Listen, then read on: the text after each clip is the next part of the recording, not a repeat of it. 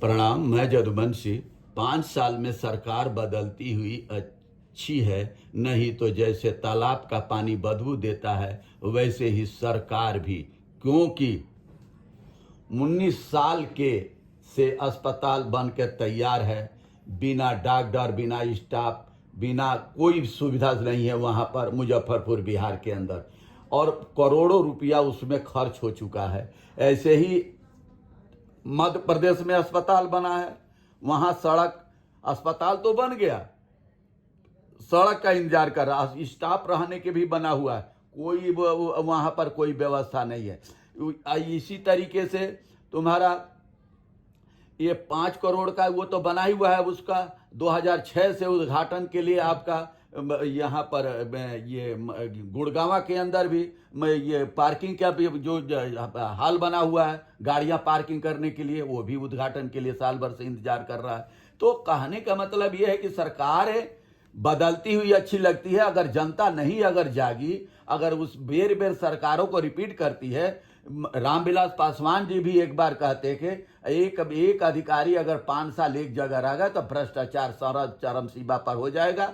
इसीलिए सरकारें भी 5 साल, अगर जो 5 साल के बाद दोबारा रिपीट करती है तो भ्रष्टाचार को ही बढ़ावा देगी, उसमें कुछ नहीं। उसी का नतीजा आज है। देखिए मध्य प्रदेश में अभी 10 बच्चे, और राजस्थान ले ले 10 बच्चे सिरप में, अभी दवाइयों में सिरप की बनी है कंपनी, वो तमिलनाडु में जांच हुई है, सारी में जहर बना हुआ है, और उससे 10 बच्चे मर गए। तो कहने का मतलब कि यह सरकार जो है इलेक्ट्रिकल बॉन्ड के थ्रू जो चंदा लिया था, उसी का नतीजा है कि उनको छूट पूरी मिल गई, और अपना मनमानी, मैंने कोई भी गलत काम कर रहा है चंदा देता है, अपना छूट जाता है, चंदा देता है, अपना कोई भी काम अपना गलत बनाता रहे। ये दवाइयाँ जितनी भी हैं, चंदा दिया, डॉक्टरों को भी दिए कि डॉक्टर पास कर दिया, और सरकार को दिया कि कंपनी चलाते रहो, बेशक जहर से जनता मरती रहे। यहाँ जिनके बच्चे मरे हैं उनके दिलों पर क्या बीतती होगी। गरीब आदमी को तो ये कीड़े मकोड़े समझते हैं, इनको तो आज तक जनता के भाव को समझ, जनता जब याद आती है, जब वोट का टाइम आता है तब जनता याद आती है, उससे पहले जनता इनको याद नहीं आती है।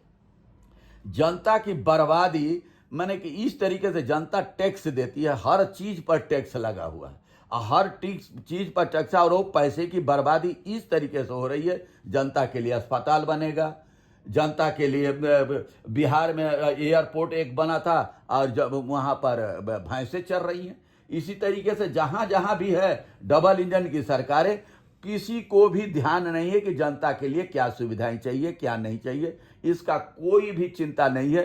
कहीं पेपर लीक हो जा रहा है, खाद के लिए किसान मार खा रहा है, नौजवान बेरोजगार नौकरी के लिए परेशान, वैकेंसियां हैं, वैकेंसियां निकाली जाती है, मगर वैकेंसियों को मैंने कि फाइनल नहीं होने दिया जाता। कहीं पेपर लीक हो जाएगा, कहीं कुछ गड़बड़ हो जाएगी, कहीं रोक दिया जाएगा। 7-7 साल कई बरिस तक, अभी छत्तीसगढ़ में भी ऐसे ही रोका गया है। नक्सलियों के लिए सारी सुविधाएं हैं, और वो उनको रोजगार भी दिया जा रहा है, जमीन भी दिया जा रही है, मकान भी बना कर दिया जा रहा है, और जो पेपर पास करके नौजवानी का इंतजार करे 7 साल से, सरकार के पास टाइम ही नहीं है।